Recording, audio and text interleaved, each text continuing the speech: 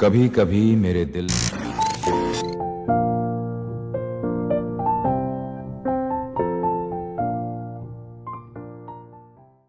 Welcome to कभी कभी मेरे दिल में। कुछ सालों पहले मैं सुबह की चाय पी रहा था, तभी मेरे एक दोस्त का फोन आ गया। वो कहने लगा, यार मेरी जिंदगी तो बर्बाद हो गई भाई, सब कुछ खत्म हो गया है, अब कुछ भी नहीं बचा। मैं भी सोच में पड़ गया कि इतना बुरा क्या हो गया, अभी तो फाइनल एग्जाम्स भी नहीं हुए। मैं जल्दी से उसके घर पहुंचा और तब मुझे पता चला कि भाई साहब का ब्रेकअप हो गया था और वे इसी गम में डूबे हुए थे।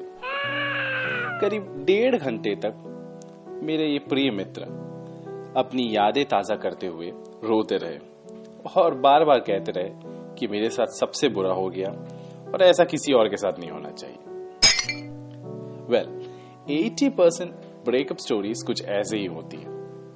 हमें लगने लगता है कि सबसे बुरा हमारे साथ हुआ है और इतना बुरा किसी और के साथ नहीं हो सकता।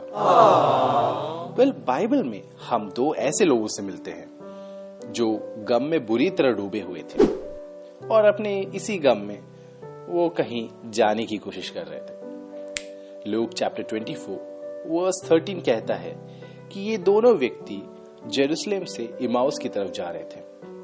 वो इतने दुखी थे कि जाते जाते वो अपने इन्हीं दुखों के बारे में आपस में बात कर रहे थे। वे धीरे धीरे चल रहे थे और अंदर ही अंदर काफी उदास थे।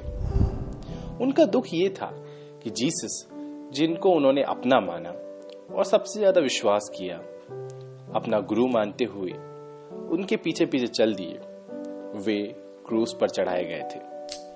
और तीसरे दिन सुबह जब स्त्रियां उनके कब्र पर गई तो उनका शव भी गायब था। अब ये सब क्या हो रहा है ये नहीं समझ पाने के कारण और जीसस की बॉडी भी गायब है ये जानकर वो लोग काफी उदास होकर इमाउस की तरफ एक तरह से भाग रहे थे।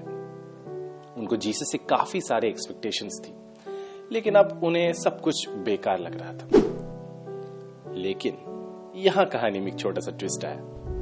एक बिग बजट मूवी के मोस्ट अवेटेड एक्टर की तरह जी उठे जीसस उनके साथ चलने लगते हैं और उनसे बातों ही बातों में उनके सारे दुखों को जानते हैं।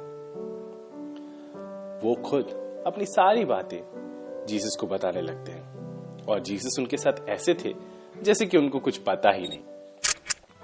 कभी कभी मेरे दिल में ये बात आती है कि हमें भी अपने दुखों का कुछ ना कुछ ऐसा ही करना चाहिए। जब भी हम परेशान होते हैं, अपने प्रॉब्लम्स में दबे होते हैं, सैड एंड ग्लूमी, जब हम डिप्रेशन की ओर बढ़ने लगते हैं, हमें ये याद करना चाहिए कि हमारे परमेश्वर भी हमारे साथ इसी जर्नी में है। आंखों को बंद करके हम जब उनसे अपने सारे प्रॉब्लम्स बताते हैं तो वो भी चुपचाप सुन रहे होते हैं। और मैं विश्वास के साथ ये कह सकता हूं कि 100% आप भी अच्छा महसूस करेंगे जब एक बार अपनी सारी बातें उनको बता देंगे। तब तक के लिए enjoy life, stay happy and stay tune to कभी कभी मेरे दिल में।